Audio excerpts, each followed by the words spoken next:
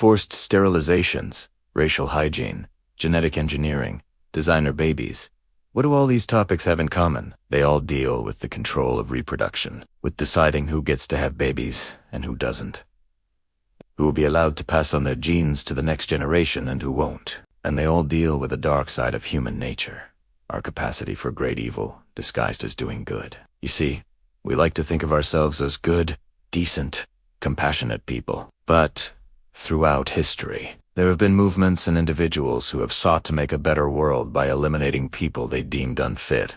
And while such ideas are obviously not new in this video, we are going to consider a particularly disturbing example: the American eugenics movement, a pseudoscientific crusade that aimed to improve the human race by encouraging the reproduction of the fit and discouraging or altogether preventing the reproduction of the unfit. Now, the exact origins of the term eugenics is actually disputed, but the ideas behind it can be traced back to the late 1800s and the misapplication of Charles Darwin's ideas to humans, a misapplication that became known as social Darwinism. Now, whether or not Darwin himself would have endorsed what was done in his name is debatable. But in the early 1900s, the theory of evolution was widely accepted as fact, at least among educated circles, and many began applying its logic to human society. If humans had evolved over time from earlier forms of life, if the process of natural selection had brought us to where we were now, then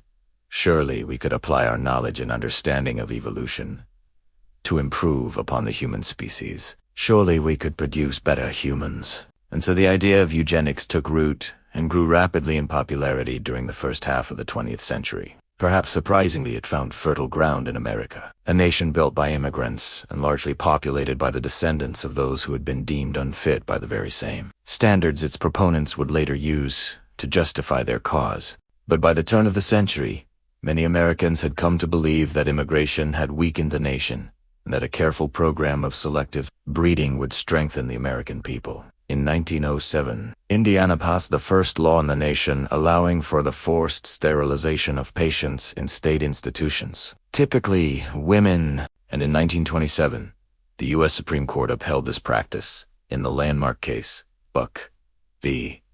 Bell. By the 1930s, eugenic societies existed in most states and influenced public policy in dramatic ways. Virginia even passed a law allowing for the sterilization of prisoners, which led to the infamous case of Carrie Buck, a young woman who became pregnant while incarcerated and was forcibly sterilized without her consent. The procedure was performed by the man considered to be the father of American eugenics, the man who coined the term and wrote extensively on the subject, Madison Grant.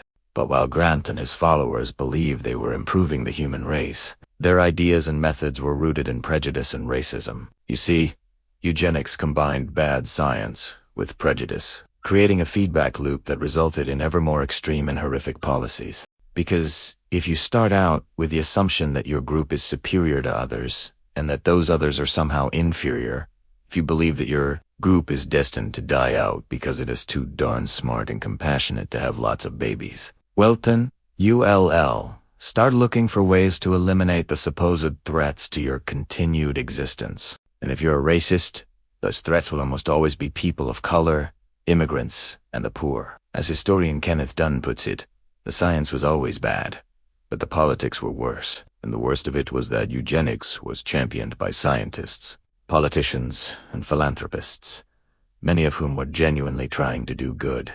But despite the good intentions, the results were horrifying. Over the course of the 20th century, approximately 60,000 people were forcibly sterilized under state-sponsored eugenics programs. And while the practice was officially ended in the United States in the 1970s, it continues to this day in some other countries. And now that we've considered one example of reproductive control gone wrong, I want to draw your attention to another example. Eugenics may have ended in the 70s, but the social engineering is just beginning.